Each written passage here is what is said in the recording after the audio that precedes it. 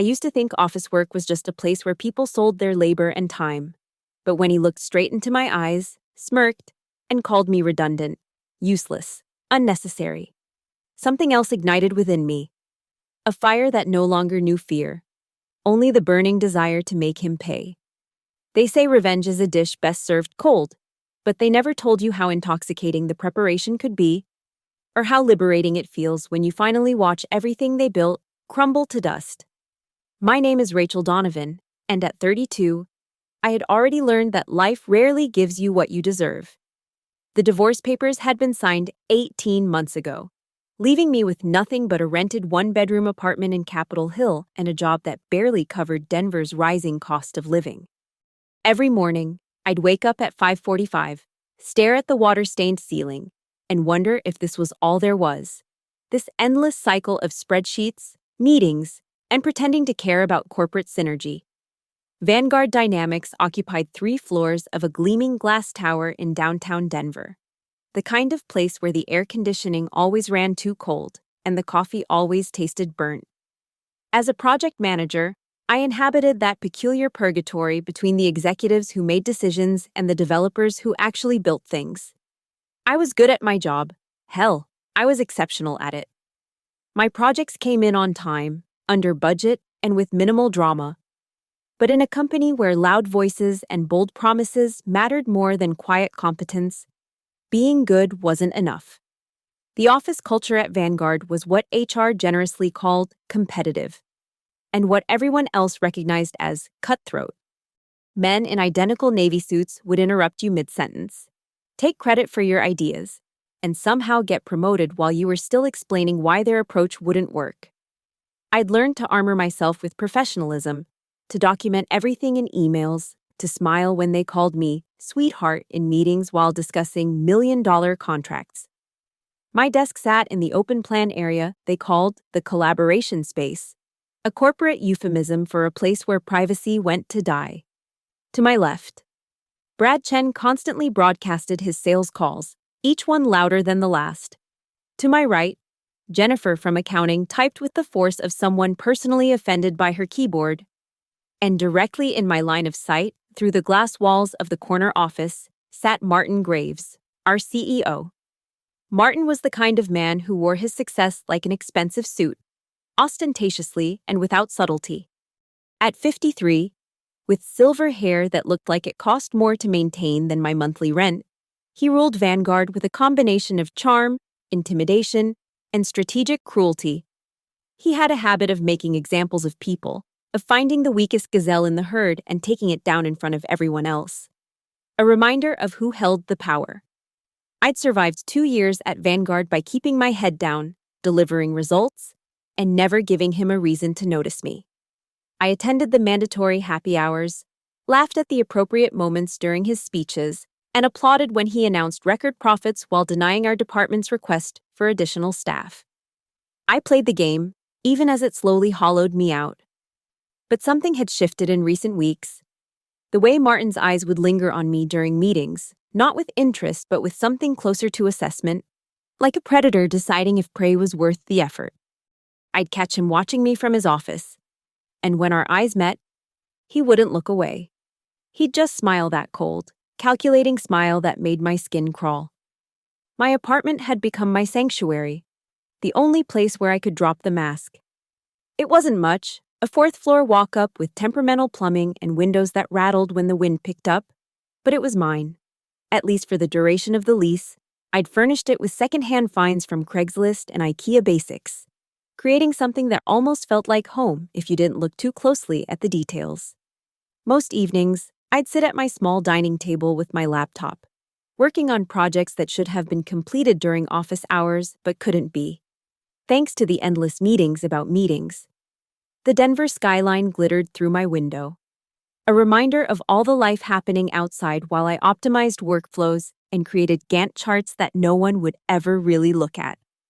I told myself it was temporary, that I was building experience, padding my resume, waiting for the right opportunity. But temporary had stretched into 2 years, and the right opportunity never seemed to materialize. Every rejection email. We've decided to go with a candidate whose experience more closely aligns with our needs. chipped away at whatever optimism I had left. Still, I persisted. Because that's what you do. You show up, you perform, you collect your paycheck, and you try not to think about how your dreams have shrunk to fit the dimensions of a cubicle. You tell yourself that dignity is a luxury you can't afford, not when rent is due and student loans don't care about your feelings. I had no idea that everything was about to change, that Martin Graves was about to make the mistake of pushing someone who had already lost everything she cared about, someone who had nothing left to lose but a job she'd grown to hate, someone who was about to discover that revenge tastes sweeter than any success. The quarterly review meeting was scheduled for 2 p.m. on a Tuesday that had already gone wrong in every possible way. My car had refused to start that morning, forcing me to take an expensive Uber.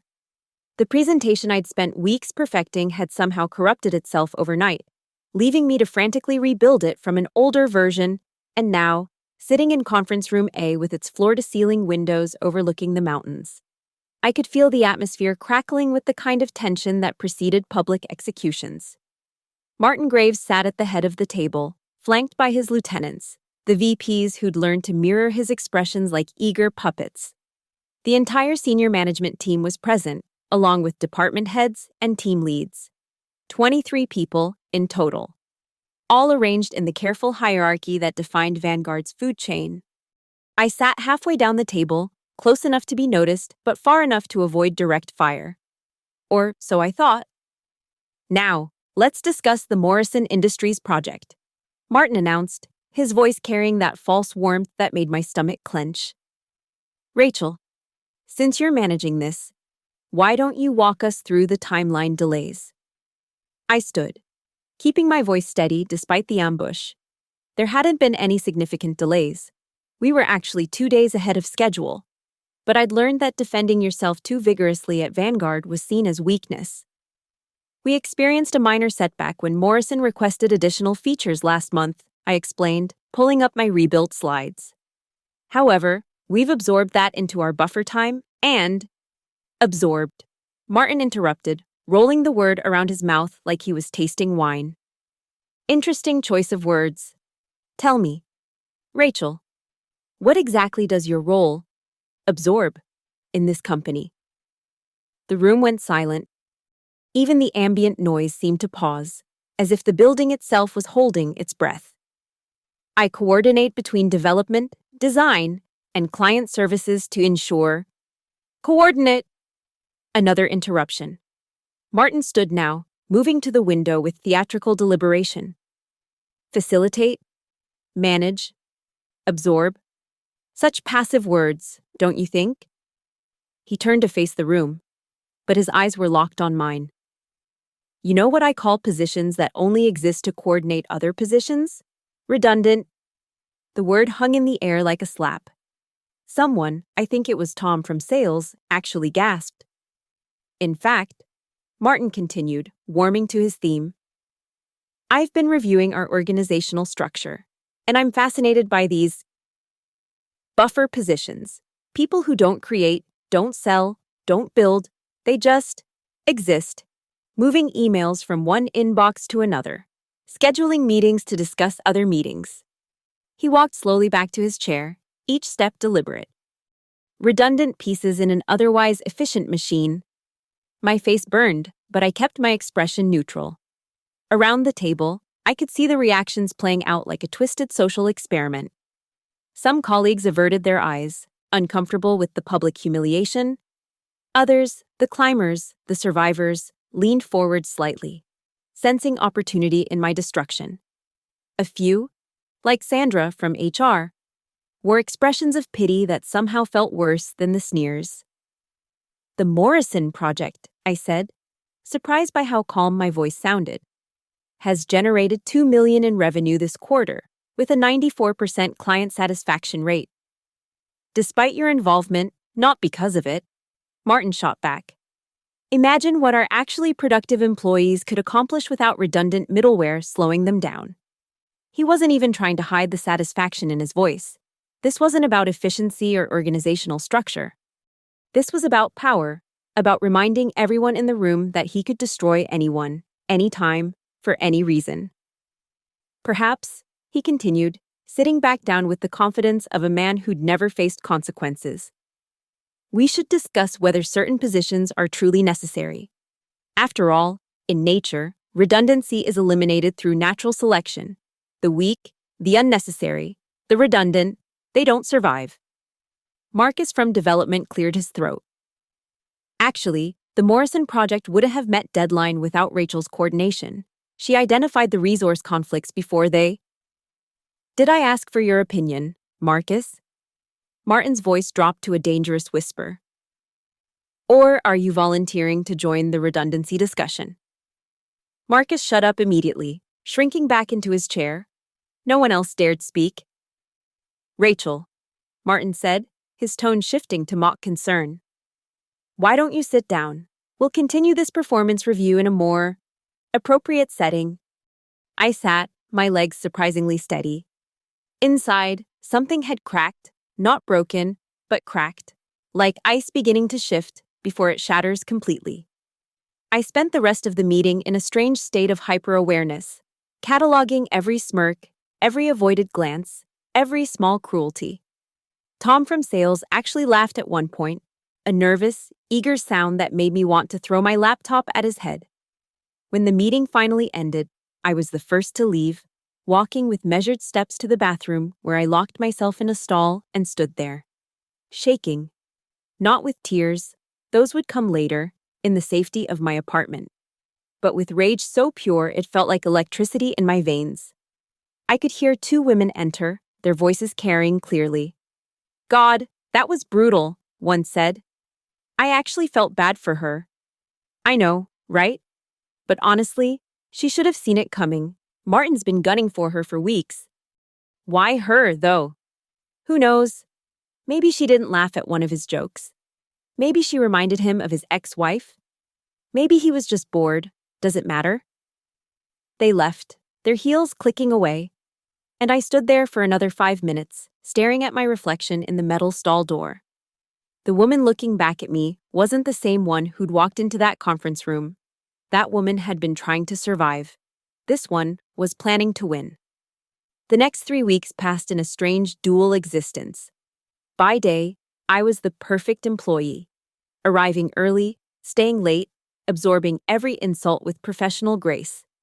I attended meetings where Martin would casually reference redundancies while looking directly at me. I smiled through lunch conversations where colleagues awkwardly changed topics when I approached. I even nodded thoughtfully when Brad from sales suggested I might be happier in a less demanding environment. But, by night, I became something else entirely. A researcher, an investigator, a collector of secrets. It started small, with observations I'd previously ignored. Martin always left for long lunches on Thursdays, returning with the satisfied look of a man who'd concluded more than just a meal. The CFO, David Park, had a nervous habit of checking his personal phone whenever certain contractors were mentioned. The new government contracts we'd been celebrating came with oddly specific requirements that perfectly matched our supposedly innovative solutions, almost as if someone had known the requirements in advance. I began staying later than usual, but not to work on projects. The office after 7 p.m. was a different world, one where security guards barely glanced up from their phones and cleaning staff had keys to every door. I learned that Maria, who emptied our trash bins, had a daughter starting college next year. A few genuine conversations and a Starbucks gift card later, she mentioned how Mr. Graves often had visitors after hours, visitors who never signed in at reception. The company's digital infrastructure was more revealing than its physical one. Vanguard prided itself on transparency, which translated to shared drives with permissions so tangled that no one really knew who had access to what. It took me 2 days to realize that the folder structure from a previous reorganization still existed, hidden but accessible if you knew the file paths. Like digital archaeology. Each layer revealed more about Vanguard's true operations. I discovered invoices that didn't match deliverables, progress reports for the Morrison project that I'd never written but bore my digital signature, contract modifications dated weeks before the official change requests. The pattern was elegant in its simplicity: inflate costs, deliver less, pocket the difference, and blame any discrepancies on middle management incompetence. On people like me. The breakthrough came on a Thursday night. I was cross-referencing contractor payments with project timelines when I noticed something odd about our flagship AI development project, the one Martin constantly bragged would revolutionize enterprise solutions. The lead contractor, Nexus Technologies, was registered in Delaware but had the same office address as Martin's weekend house in Aspen. The CEO of Nexus, according to state filings, was Margaret Graves, Martin's sister. 60% of our development budget was flowing to a company owned by the CEO's family, for a product that, as far as I could tell from the actual code repositories, was little more than a reskinned version of open-source software. I sat back in my chair, alone in the dimmed office, and actually laughed. The man who called me redundant was running a scheme so basic it belonged in a community college case study on embezzlement. But he'd gotten away with it because everyone was too scared, too comfortable, or too complicit to look closely. My personal laptop became my second brain, encrypted and backed up to multiple cloud services, every document, every email, every suspicious transaction. I collected them like evidence for a trial that hadn't been scheduled yet. I created timelines, drew connection maps, built a case that would make any prosecutor salivate. The paranoia was exhausting. Every time someone approached my desk, my heart rate spiked. When IT announced routine maintenance, I spent the entire night before backing up everything, convinced they were on to me. I started varying my routes home, checking for surveillance that probably didn't exist. The stress manifested in insomnia, weight loss, and a constant feeling of walking on a tightrope over an abyss. But underneath the fear was something else: purpose. For the first time in 2 years, I wasn't just surviving, I was hunting.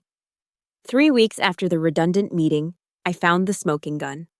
An email thread accidentally forwarded to a shared folder between Martin and City Councilman James Morrison. Yes, the same Morrison whose project I managed. The messages detailed kickbacks for ensuring Vanguard won the Smart City infrastructure contract. The numbers were staggering. We're talking millions in taxpayer money funneled through false work orders and phantom upgrades. I stared at the screen, my hands trembling slightly. This wasn't just corporate malfeasance anymore. This was federal crime territory. FBI, congressional hearing, orange jumpsuit territory. That night, I sat in my apartment with a glass of wine, looking out at the Denver skyline. Somewhere out there, Martin Graves was probably at some exclusive restaurant, charming investors, completely unaware that his empire was built on foundations I now knew how to destroy. He thought he'd broken me with a word, redundant. But he'd actually done something far more dangerous. He'd freed me. Because when you tell someone they don't matter, when you strip them of their dignity in front of everyone they work with, you remove their investment in maintaining the system. You create someone with nothing to lose and everything to gain from watching it all burn down. I raised my glass to the glittering lights of the city.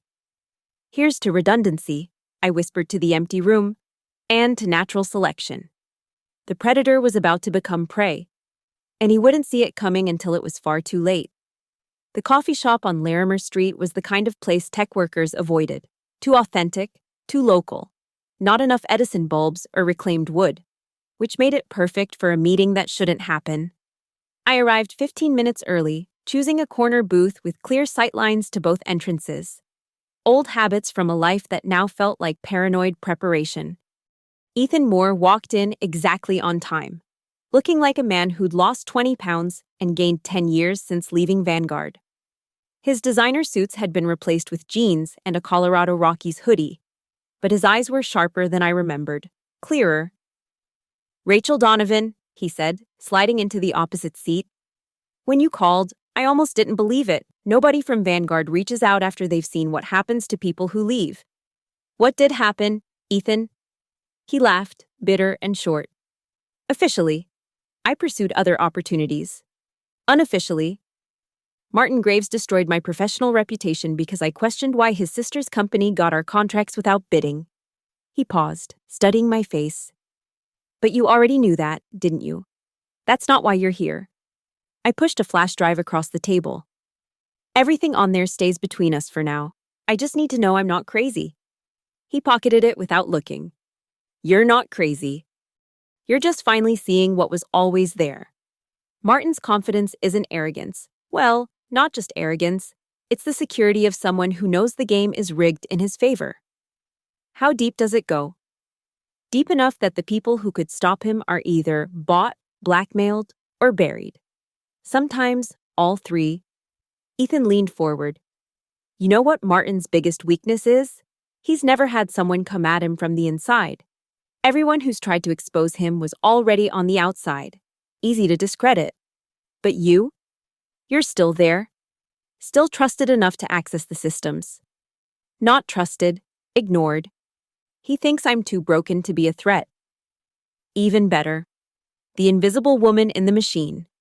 He pulled out his phone, showed me a photo of a whiteboard covered in diagrams and connections.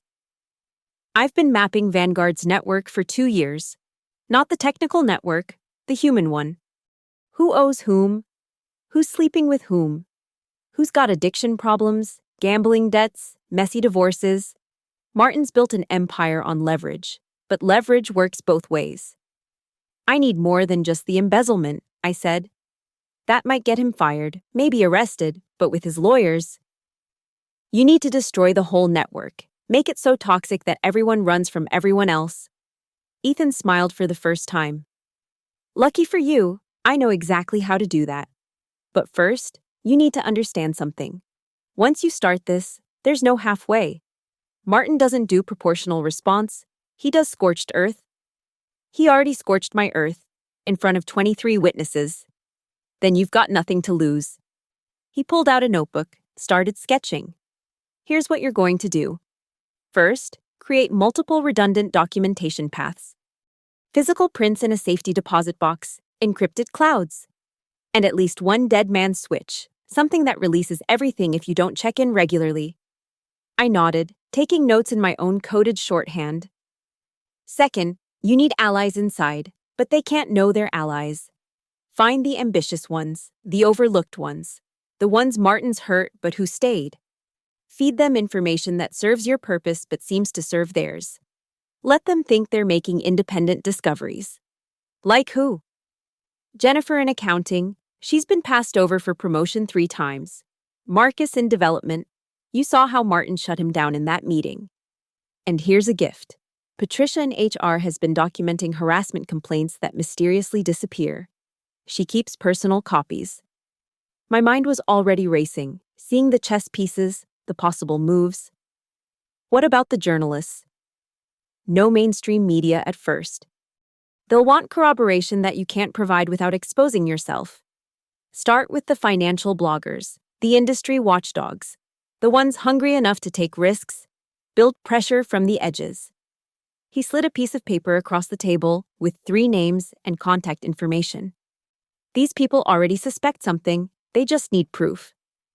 And the government contracts. That's your nuclear option. Once you involve federal investigators, everything becomes evidence. You lose control of the narrative, save it for the killing blow. He stood to leave, then paused. Rachel, I need you to understand something. What Martin did to me, destroying my reputation, making me unemployable in tech, that was him being gentle. You're going after his money, his power, his freedom. He'll want to hurt you in ways you can't imagine. Let him try, I said, surprised by the steel in my voice. I'm not the same person he humiliated in that conference room.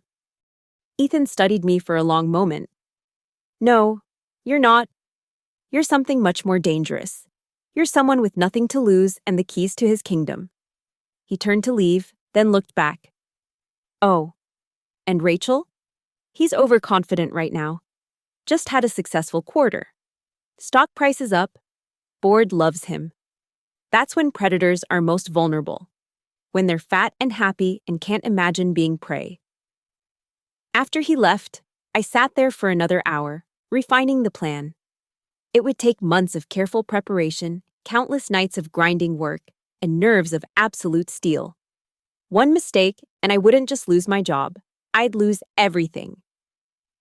But as I watched the afternoon sun paint golden stripes across the coffee shop floor, I felt something I hadn't experienced in years: anticipation. Martin Graves had made a fundamental error. He'd created an enemy with intimate access to his weaknesses and absolutely no reason to show mercy. He'd called me redundant. Soon, he'd learned that redundancy in systems isn't weakness, it's insurance against catastrophic failure. And I was about to trigger the cascade.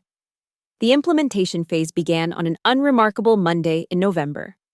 I arrived at the office at my usual time, greeted security with my usual smile, and sat at my desk with my usual coffee. Everything about my external routine remained unchanged. But underneath the surface, I was laying tripwires everywhere. My first move was subtle: a misconfigured permission on a shared folder that made certain financial documents accessible to Jennifer in accounting. Not obviously accessible, but findable if someone was digging. Jennifer, still smarting from her latest promotion rejection, was always digging. I watched from across the office as she discovered the discrepancies in contractor payments. Her eyes widened, then narrowed. She started taking screenshots. Perfect. The nights became my real workplace.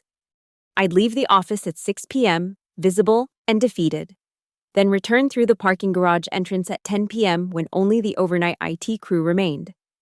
They were ghosts in the machine, invisible to management, and I became one of them. Tommy, the senior network admin, thought I was going through a divorce and throwing myself into work. I didn't correct him. 3 weeks in, I nearly got caught. I was in Martin's office at 2 a.m., photographing documents from his private filing cabinet, the one he thought no one knew about behind the false panel. The lock had been surprisingly easy to pick with skills learned from YouTube University. I was halfway through photographing a particularly damning contract when I heard footsteps in the hallway. My heart hammered against my ribs as I slid the panel closed, locked it, and dove under Martin's massive oak desk just as the door opened. Security guard flashlight swept the room. I held my breath, pressing myself into the shadow, praying he wouldn't check thoroughly. The beam passed inches from my foot. Then, miraculously, the guard muttered something about motion sensors and left. I stayed frozen under that desk for another 20 minutes, waiting for my hands to stop shaking.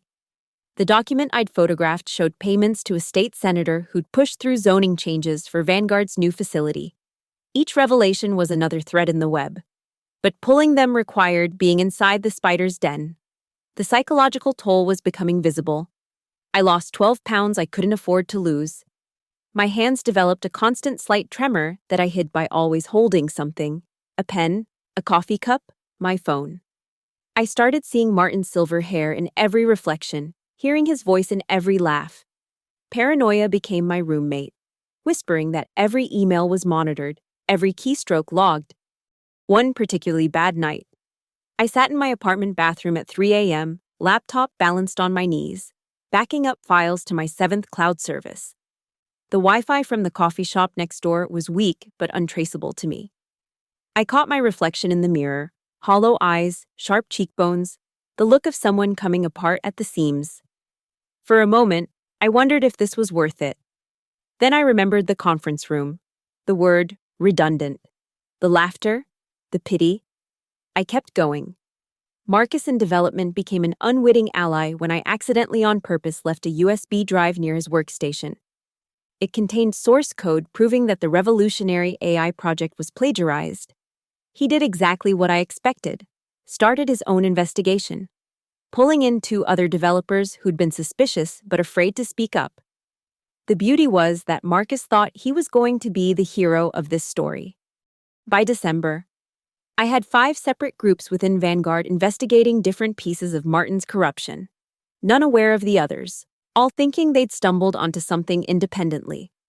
Patricia in HR was documenting illegal terminations. Jennifer was tracing financial fraud. Marcus's team was unraveling the technology theft. 2 board members' assistants were asking questions about meeting minutes that didn't match reality. The closest call came on a Thursday night when I was uploading gigabytes of evidence to an encrypted server. The office internet suddenly slowed to a crawl. It was running diagnostics. If they checked the logs, they'd see massive data transfers from my terminal. I had 30 seconds to create a plausible explanation. I quickly opened dozens of high-resolution project videos, client presentations, anything that could explain the bandwidth usage. When Tommy from IT appeared at my desk, I was ostentatiously struggling with a client deliverable that was due by morning. He helped me compress the files, never suspecting that the real transfer had completed minutes before. "You're working too hard, Rachel," he said, genuine concern in his voice. "This place isn't worth killing yourself over." "Just a few more weeks," I told him, meaning it in ways he couldn't understand. The flash drive Ethan had given me contained more than just names. It had detailed psychological profiles of every key player at Vanguard. I used them like an instruction manual. David Park, the CFO with a cocaine problem. I made sure certain financial irregularities appeared in places his dealer's lawyer might notice. The head of legal who was cheating on his wife? Those hotel receipts somehow ended up in expense reports his wife's divorce attorney would eventually see. Each action was deniable, explainable, invisible. But together, they were creating hairline fractures throughout Vanguard's structure. The kind of cracks that only need the right pressure to shatter everything. 2 days before Christmas, I stood on the roof of the Vanguard building. The security door had been propped open by smokers who didn't want to walk 20 floors down. Denver sprawled below, twinkling with holiday lights and promise. Somewhere down there, Martin was probably at a corporate party, charming investors, completely unaware that his empire was already falling. I pulled out my phone and composed a simple email to the first journalist on Ethan's list. Just a single question. "Would you be interested in documentation proving systematic fraud in Denver's Smart City initiative?" My finger hovered over send. Once this email went out, the countdown would begin. The fuse would be lit. I thought about the woman I'd been 6 months ago, trying so hard to fit in, to succeed, to matter. Martin had been right about one thing. That woman had been redundant, unnecessary. But the woman standing on that roof, phone in hand, ready to destroy everything? She was essential. I hit send. The response came within 3 hours. Sarah Lindstrom, investigative journalist for the Denver Financial Watch, wanted to meet immediately. I suggested a diner in Aurora, far from downtown's prying eyes. She arrived with hungry eyes and a recorder she politely asked permission to use. I declined. "Deep background only," I said, sliding a folder across the cracked vinyl booth. "For now." She opened it, and I watched her expression shift from skepticism to shock, to the kind of excitement journalists get when they smell Pulitzer. "This is... Jesus Christ. Do you understand what you're showing me? Every document is verified, every transaction traceable, and this is maybe 5% of what I have. Why not take it all to the FBI immediately? Because federal investigations can be buried, delayed, redirected, but public scandal, that's harder to contain." I sipped my coffee, keeping my voice steady. I need pressure from multiple angles simultaneously. Media, law enforcement, regulatory bodies, all hitting at once. Sarah spent the next 2 hours grilling me, testing the information, looking for holes. There weren't any. I'd been too careful, too thorough. We agreed on a timeline. She'd need 3 weeks to verify everything independently, line up additional sources, and prepare a series that would run over multiple days. Meanwhile, the office was becoming a pressure cooker. Jennifer from accounting had started making formal inquiries about the contractor payments. Marcus's development team had documented enough evidence of plagiarism to sink the AI project. Patricia in HR was one complaint away from triggering an external audit. The fractures were spreading, and Martin was starting to notice. He called an all-hands meeting the first week of January. Standing at the podium, he looked slightly less polished than usual. His smile didn't quite reach his eyes. "It's come to my attention," he began, his voice carrying that dangerous undertone I'd learned to recognize, "that some employees have been spreading malicious rumors about our operations. Let me be crystal clear. Anyone found to be undermining this company will face immediate termination and legal action." His eyes swept the room and landed on me. I met his gaze calmly, my face expressing nothing but mild concern. Inside, my pulse raced. He suspected something, but he was looking in the wrong direction. He thought the threat was from the people asking questions, not from the one who'd planted the questions in the first place. That night, I initiated Phase 2.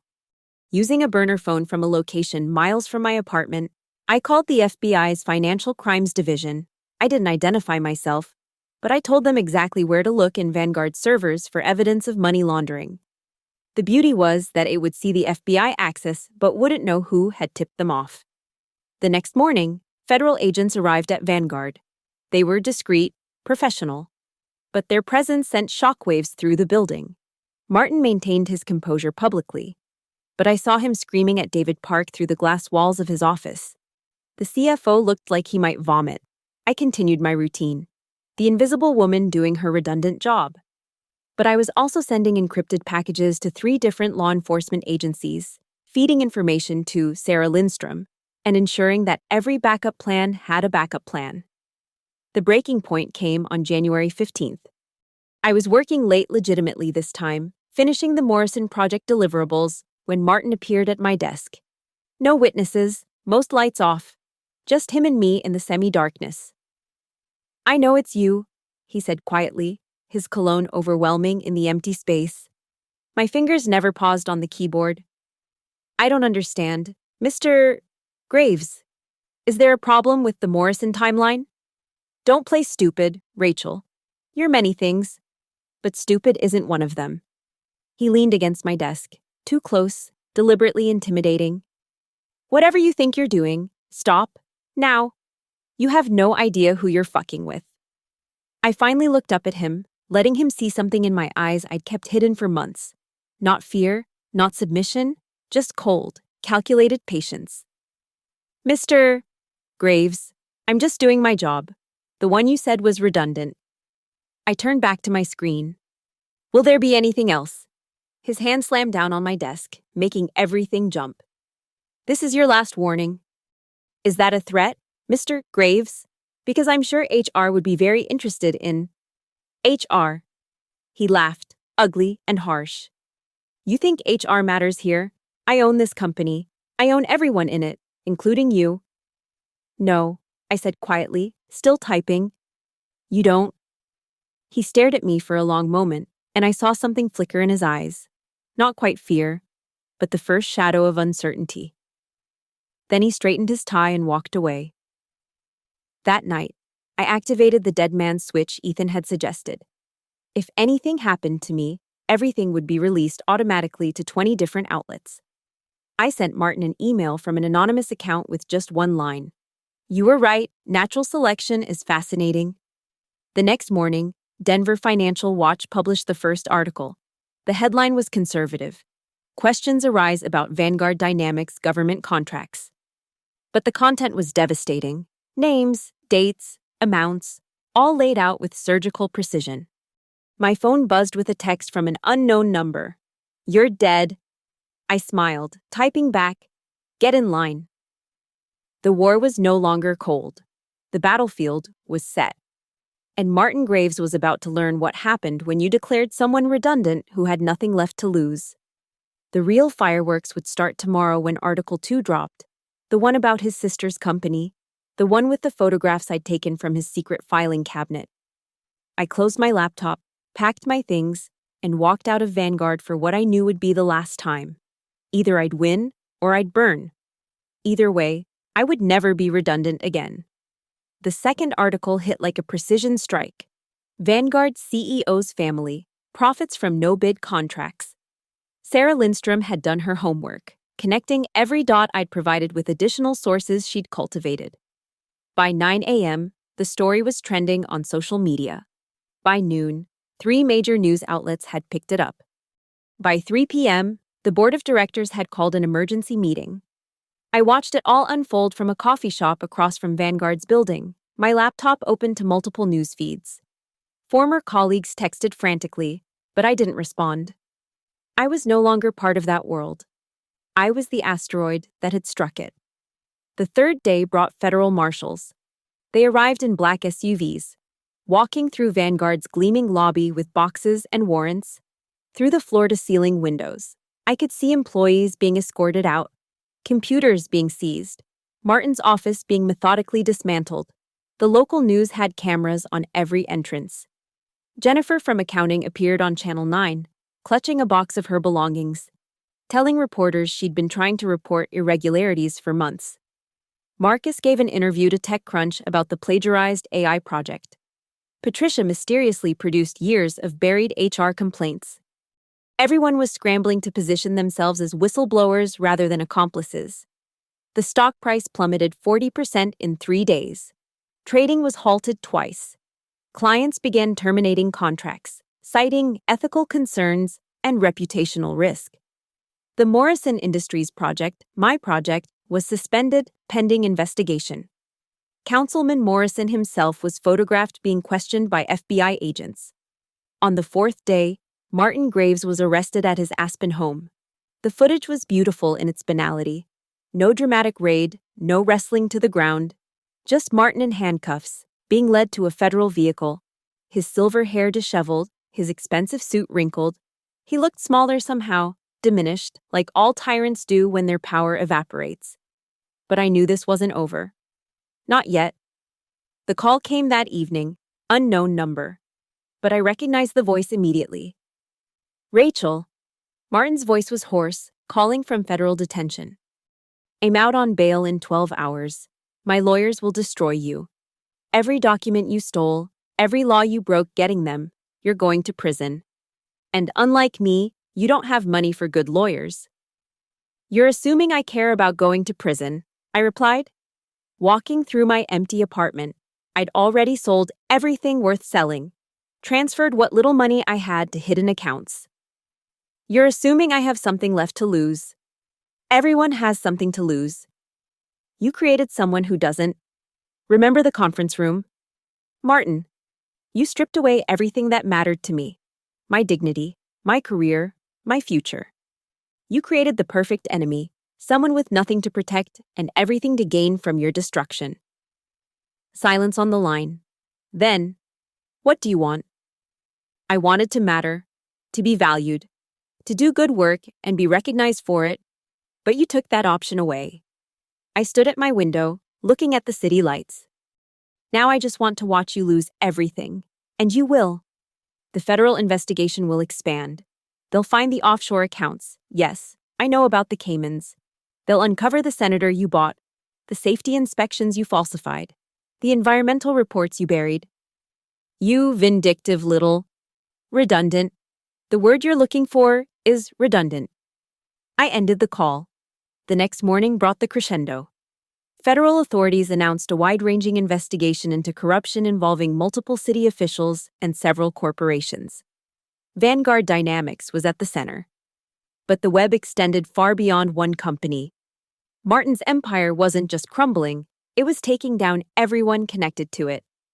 I had one last meeting scheduled. FBI Special Agent Diana Torres sat across from me in a federal building downtown, reviewing my immunity agreement. In exchange for your full cooperation and all documentation, you'll receive complete immunity for any crimes committed during your investigation of Vanguard Dynamics. She looked up. You understand this means testifying in open court? I understand. Martin Graves has resources. He'll try to destroy your credibility, your reputation, your life. He already did that. Can't kill what's already dead. She studied me carefully. Most whistleblowers want witness protection, new identities, fresh starts. I don't want to hide. I want him to see me in that courtroom. I want him to know that the redundant woman he humiliated is the one who ended him. 3 weeks later, I stood in my empty apartment one last time.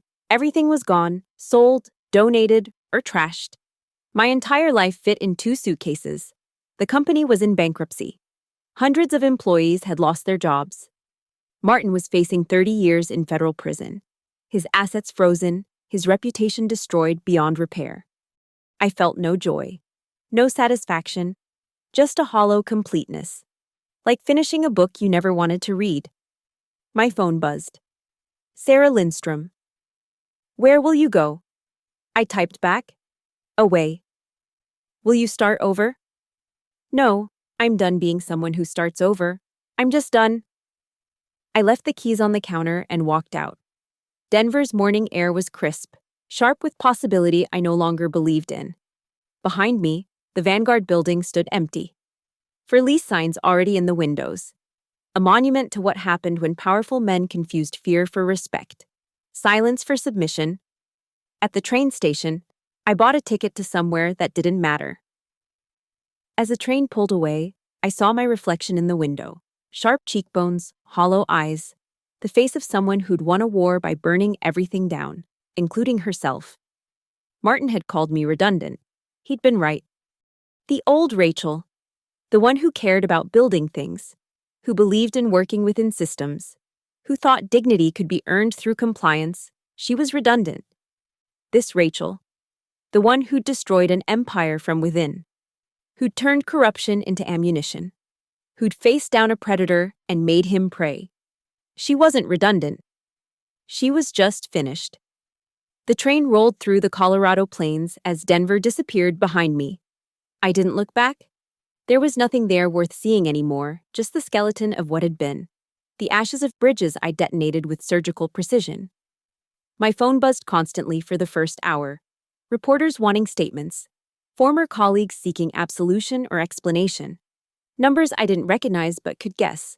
Lawyers, investigators, maybe even some of Martin's remaining loyalists. I turned it off, then threw it in the trash bin between cars. That life, that identity, was over. The trial would happen without me physically present. Video testimony was part of my agreement with the FBI. Agent Torres had been confused when I declined witness protection. Couldn't understand why I wouldn't want a fresh start courtesy of the federal government. But I didn't want their new identity. I didn't want any identity. I wanted to be nothing, no one. As invisible as Martin had tried to make me feel. Redundant. The word had haunted me, driven me, transformed me into something I never wanted to become. But sitting on that train, watching America stream by in browns and grays, I finally understood its true meaning. Not worthless, unnecessary, not broken, evolved past purpose. I was redundant now because the work was done. The machine I'd built to destroy Martin Graves had served its function. There was no next target, no greater mission, no redemption arc waiting. This wasn't a story where the hero discovers their true calling through adversity. This was simpler and harder. Sometimes you become the weapon that ends your war. And weapons don't get happy endings. The train stopped in small towns with names I didn't bother learning. People got on and off, living their ordinary lives, carrying their ordinary dreams. A mother hustled 3 children to their seats. A businessman made urgent calls. An elderly couple shared a sandwich. 5 decades of compromise in their synchronized movements. Normal people with normal problems. Building things instead of burning them down. I envied them. Then I didn't. Then I felt nothing at all. In Chicago, I had to change trains. The station was massive, anonymous, perfect. I found myself standing on a bridge overlooking the Chicago River, wind cutting through my coat like judgment. The water below was dark, moving with purpose toward Lake Michigan. It knew where it was going. It had always known. My new phone, a burner purchased with cash, received one message I'd authorized. Agent Torres.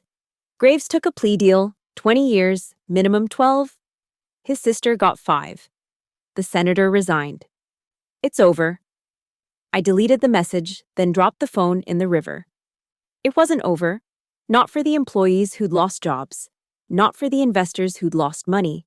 Not for the taxpayers who'd been defrauded. The ripples would spread for years. Good people would suffer because I'd chosen the nuclear option. But that assumed I could have chosen differently. That there had been another path from that conference room humiliation to this bridge in Chicago. Maybe there had been. Maybe a better person would have found it. But I wasn't a better person. I was a redundant person who'd found her purpose in destruction, accomplished it, and now stood empty on a bridge watching dark water flow toward darkness. I thought about Martin in federal prison, probably already working angles, finding weak points, planning his comeback. Men like him always believed in comebacks. in redemption narratives where they emerge stronger from setback. He'd serve his time, write a book, maybe even become a cautionary tale on the speaking circuit. How I Lost Everything and Found Myself. The American appetite for reformed villains was infinite, but I wouldn't be there to see it. I'd already vanished into the negative space of the story, the undefined aftermath where the instrument of justice discovers that justice tastes like ash. The wind picked up, carrying the smell of snow, of ending, of winters that kill what needs to die. I pulled my coat tighter and walked back into the station. Another train to catch. Another city to not care about. Another day of being exactly what Martin had named me. Redundant. The loudspeaker announced departures to everywhere and nowhere. I chose one at random, bought a ticket with cash, and found a window seat. As the train pulled away from Chicago, I saw my reflection in the glass. Older, harder, emptier. The face of someone who'd won everything and lost everything in the same calculated move. I closed my eyes and let the rhythm of the rails carry me toward nothing in particular. Behind me, Denver burned with scandal. Chicago disappeared in darkness. And Martin Graves learned what it meant to call someone redundant who had nothing left to lose but him. The train rolled on through the night, carrying its cargo of strangers and stories, including one about a woman who'd been declared unnecessary and proved it true by destroying everything, including herself. Not a tragedy, not a triumph, just redundancy, perfectly executed. The conductor called out the next station. I didn't listen. It didn't matter. Nothing did anymore. And that was the closest thing to peace I'd ever find. Somewhere behind me, Martin Graves sat in a federal cell, finally understanding that the most dangerous enemy isn't the one who fights you. It's the one who's already accepted their own destruction. He'd called me redundant. He'd been absolutely right. Thank you for listening to this story of corporate revenge and personal destruction. Where are you listening from? I'd love to know. Drop a comment below and let's connect over these tales of justice and retribution. If this story resonated with you, please subscribe to the channel and share your thoughts. What would you have done in Rachel's position? Let me know in the comments below.